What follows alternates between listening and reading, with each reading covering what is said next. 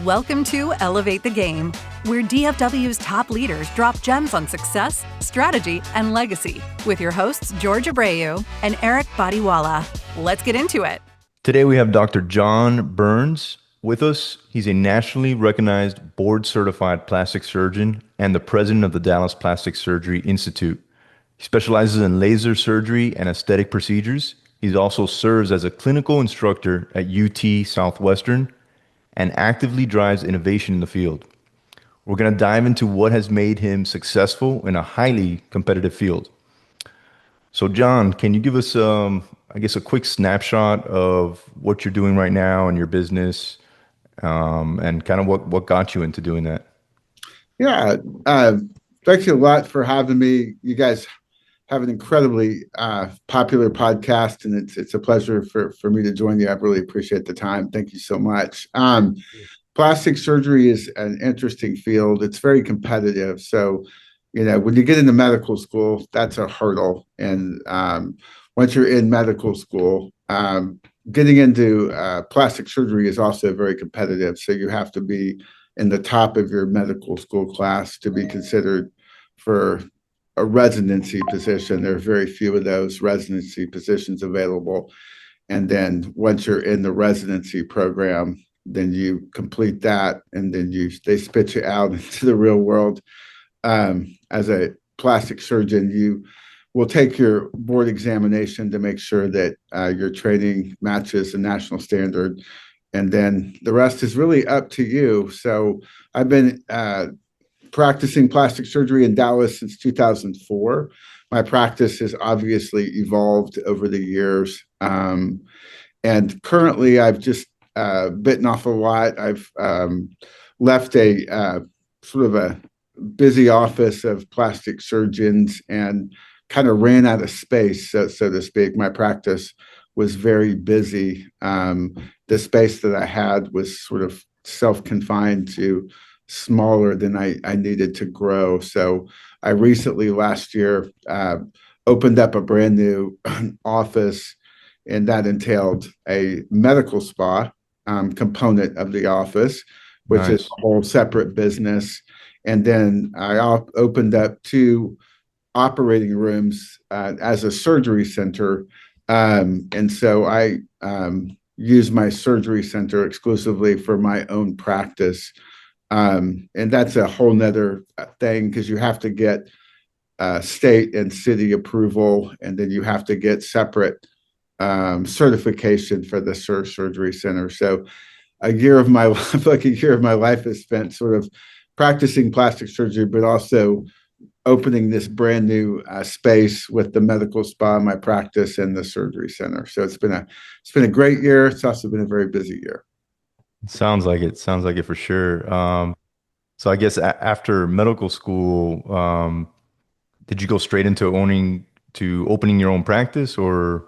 Yeah. So after medical school, the pathway, and I think a lot of people might find this interesting, but for those out there that may be interested in medicine in general, everything builds on everything else in this particular field. So your high school builds where you get to college. So I went to Highland Park in Dallas, and then from there I went to Vanderbilt University in Nashville. So it's a great academic school, and this year we were really good at football. So that was kind of nice. We've always been the SEC doormat, so not this year. So spent 4 years at undergraduate at Vanderbilt, and from there you apply to medical school. So medical school I did at the University of Texas Medical Branch. And so I spent 4 years in medical school. And then after medical school, you apply for what's called a residency. And that's where you specialize in whatever it is you're going to do. For me, it was plastic surgery, but it could be anything from internal medicine, general surgery, orthopedic surgery, ear, nose, and throat, pediatrics, psychiatry, OB-GYN. There are lots of things that people find interesting. To me, I found plastic surgery the most interesting. So I went into that field. And then from plastic surgery, I actually did an additional year of fellowship in craniofacial. So I specialized down at Southwestern in craniofacial surgery. And then in 2004, I graduated from all that training, which is about 16 or 17 years into my practice. So I've been in Dallas since 2004. I joined a group practice called Dallas Plastic Surgery Institute in 2004. So I was in a big group of surgeons. We did have at one point a loose affiliation with UT Southwestern, which is the University of Texas Medical Center downtown. And now I have my private practice in Dallas.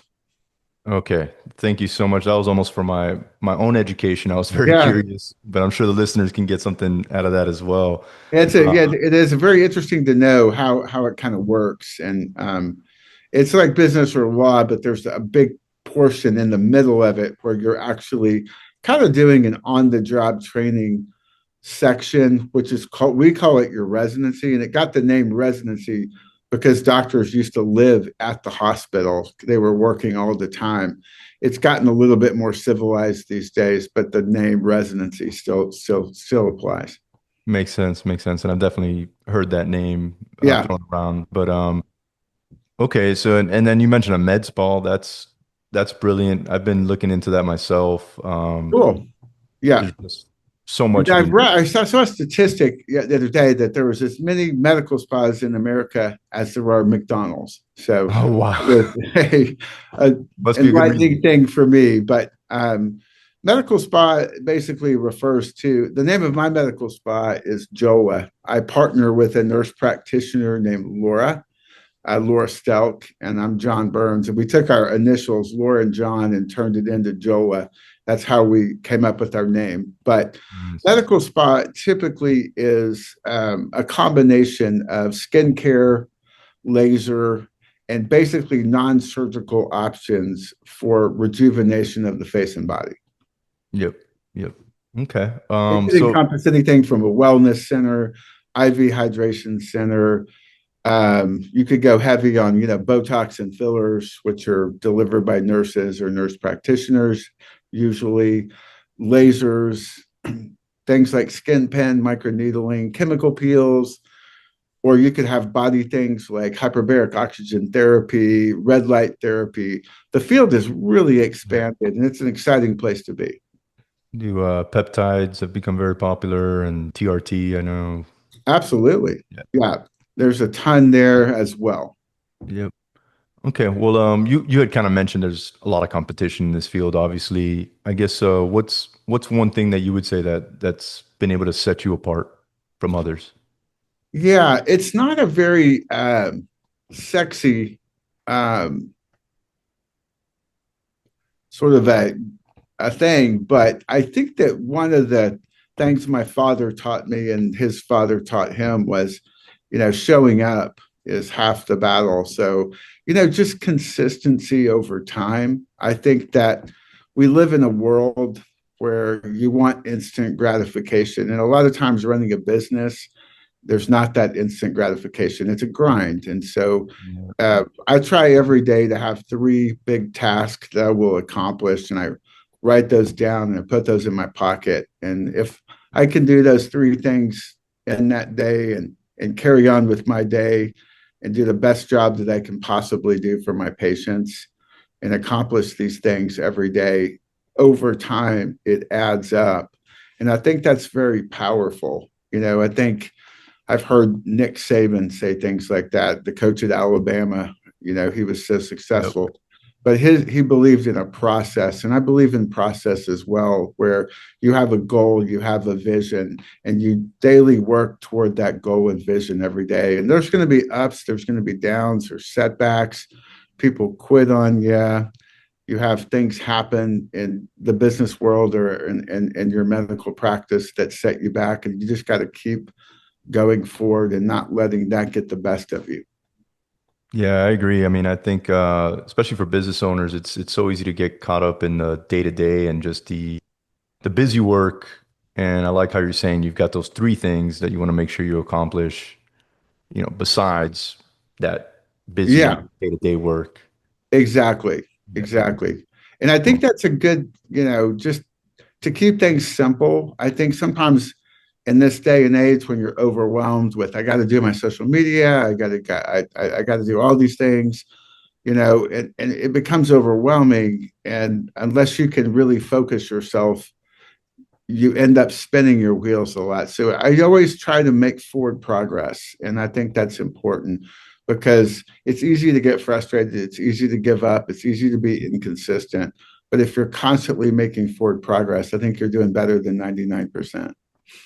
Agreed, agreed. What would you say is maybe something that others find very challenging, but it comes somewhat easy to you? Yeah, I think plastic surgery in general Interesting, because I is find that something very that, difficult. yeah, it's something that sort of fits my eye. I like to play golf a lot too, and they talk about this on the golf course that certain holes fit your eye, and you can play those holes very well because your brain is in sync with what's happening on the course. And for Mhm. me, plastic surgery makes a lot of sense. One of my mentors one time believed that your ability to use your brain in a three-dimensional way so that you kind of see the outcome of the procedure before it happens is a very important predictor. So I teach a lot of residents and fellows how to operate, and some of them I feel like they really get it quickly and they understand what you're trying to teach them, and others struggle a lot. And I don't know that they ever are able to get what you're trying to articulate in words. And so for me, I'm very blessed. My mentor, he gave me a three-dimensional test. It's a box, and they unfold the box, and in your brain you have to fold the box back up and pick the shape.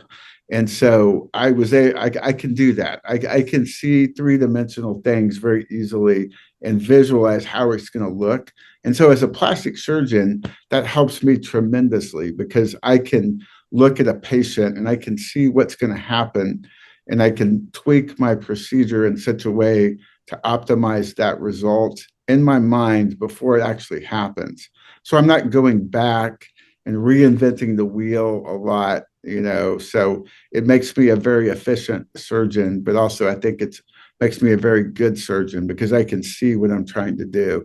And that's something that I'm blessed to have that I don't think everybody does. Yeah, and I think you can, that can be said for a lot of things, having that vision Yeah. um, beforehand, right? And then, Yeah. They're talking about quarterbacks of a football team, and they can what they call see the field. And so yep, they can go through their progression. And there's some guys, despite being fantastic athletes, that can't do that. yep. They don't do their progressions right. And they flame out when they get to the NFL. They can ride that talent only so far.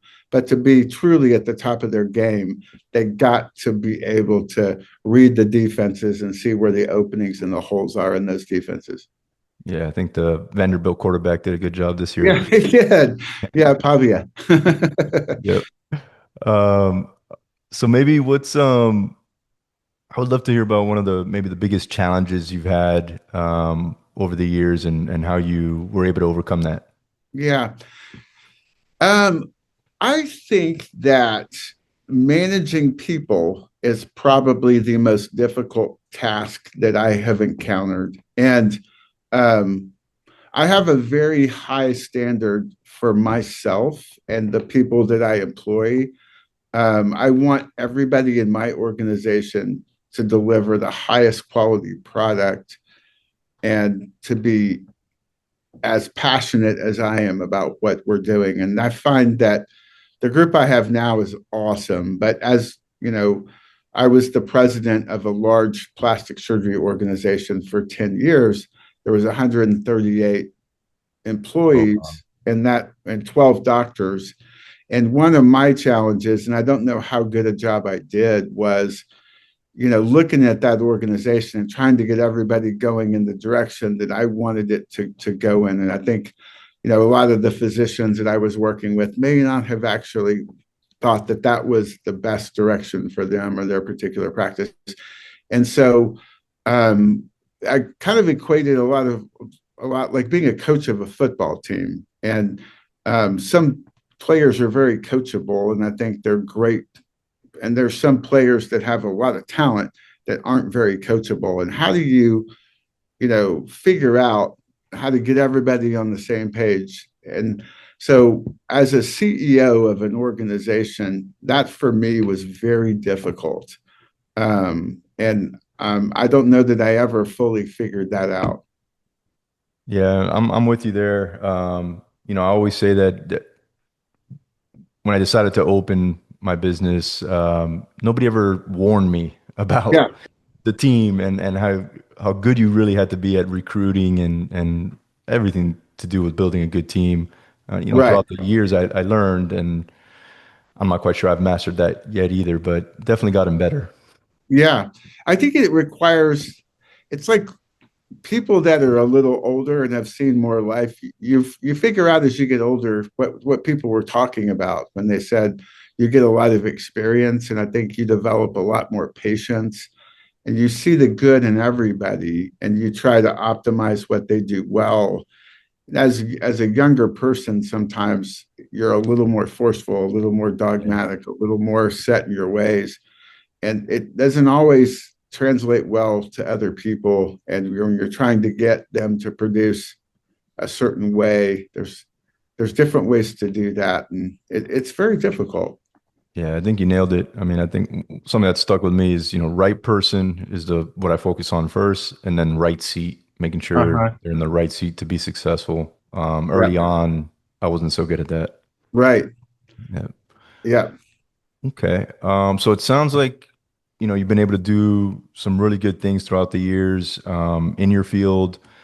I know a lot of other business owners are looking towards the future a little, and how can they create passive income to enhance or even replace their current active income? What are your thoughts about that? And have you done anything on your side? Yeah, that's a great question. So when you look at income streams, um, passive income is, sort of a dream that we all have. And in my particular business, it's a little bit elusive because I'm tied to my office, and the way that I generate income is by doing surgery. So that's not something that I can delegate.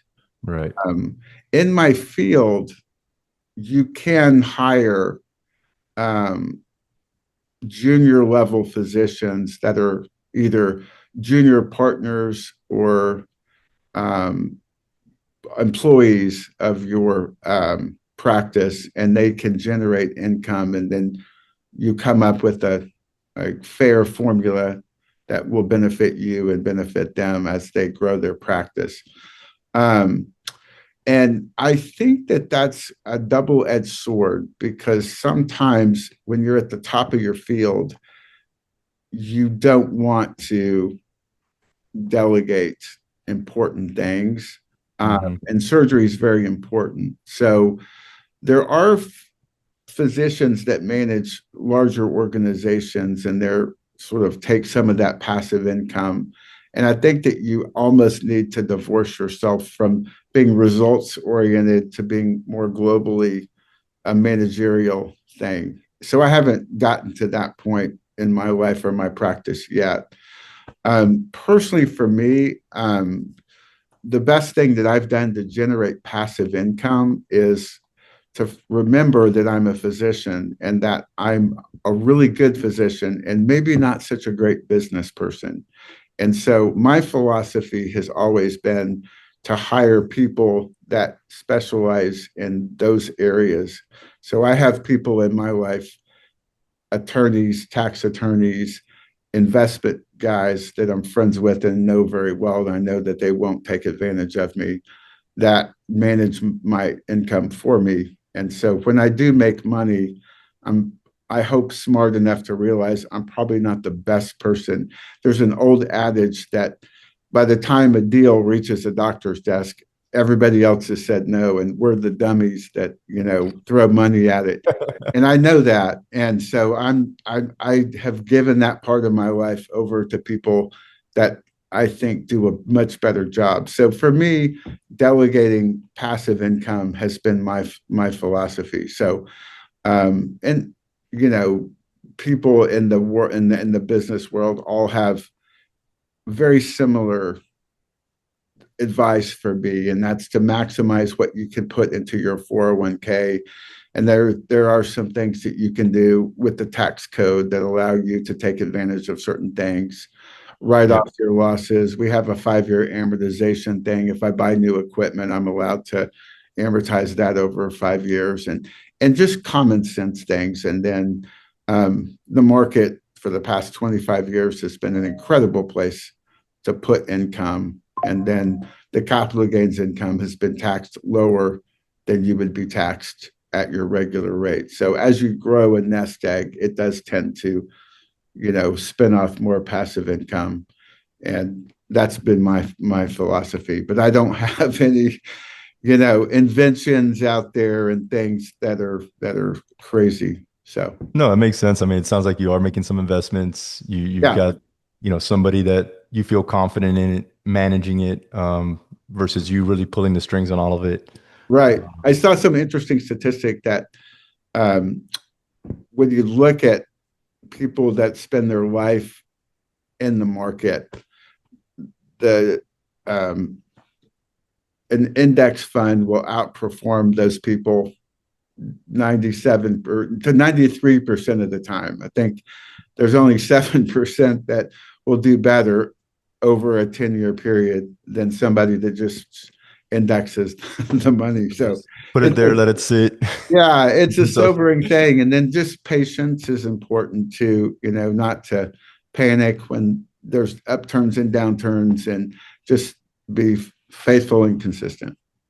yep, couldn't agree more. And you mentioned a little bit about the tax benefits as well. And I know, us being in real estate, there's a lot of tax benefits there. Right. I think it's, once you start really maneuvering that well, that can make a big difference as well as far as income and keeping Yeah, your money. having a good tax attorney, not just an accountant, but somebody that really knows the tax code is helpful, because you certainly don't want to get in trouble either, because No, yeah, that's a whole nother ball of wax. And so, but it is nice to have people that are very knowledgeable in the tax code to guide you. absolutely. Okay, so as we're wrapping up the interview right now, sounds like you've had a pretty busy 2025. Yeah. Do you have any other exciting plans or initiatives in the next 6 to 12 months? Yeah. I kind of segregate my life into three big parts. There's, I think we're all not just workers, so my business is my sort of what I call my mental part, but I also feel like there's a big physical part of our life and the spiritual part of our life. And so at the end of a year, I kind of take some inventory. And so for me, I run a lot. I love sports. I love them. Nice. So I always try to set a goal I run marathons. And so I'll run Boston Marathon every year and New York Marathon. And I'll kind of figure out how fast I want to try to run that year and what training plan I need to be on to reach that goal.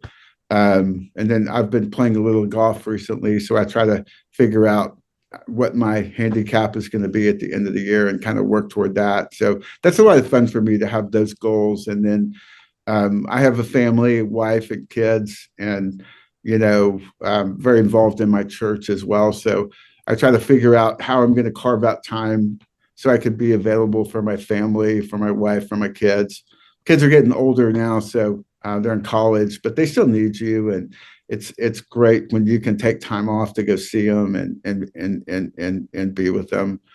And then Nice. I do try to read things outside my specialty. So I like to read books, and I try to read the Pulitzer Prize winner every year, and whoever wins the Nobel, I try to read something that they wrote. So just to keep your mind active, to keep your body active, to be mindful, to just be grateful. That's one thing I've really focused on. Is it's hard to be anxious and have anxiety ruling your life when you're also grateful. Gratitude and anxiety are two things that don't really go together. And so I always try to focus on the positive aspects of my life and to be very grateful for that. And then when bad things happen or things that you don't predict, you're not quite as anxious. Makes sense. That's a great perspective. Wish everybody thought that way sometimes, but Yeah. but Dr. John Burns, thanks so much for your time today and sharing the insights and all the tips that you gave us. If people would like to connect with you, how can they do that? The best way is either on Instagram. My handle is Dr. John Burns. I have a big Instagram page and I put a lot of time and effort into it. So, and then my website also is www.drjohnburns.com. And there's an ability, there's a little text button, and you can text me through the website and we'll get it. Okay. Well, I'm going to check out that Instagram page. I'm excited Yeah. to see Hey, that. there's a lot of plastic surgery there, so it can be a little dicey, but that's my business. So, Okay. Well, thank you very much. yes, sir. I really enjoyed it. Thank you so much. Thanks for listening to Elevate the Game. If you're a mover and shaker in DFW with game to share, apply to be a guest at elevatethegamepodcast.com/guest.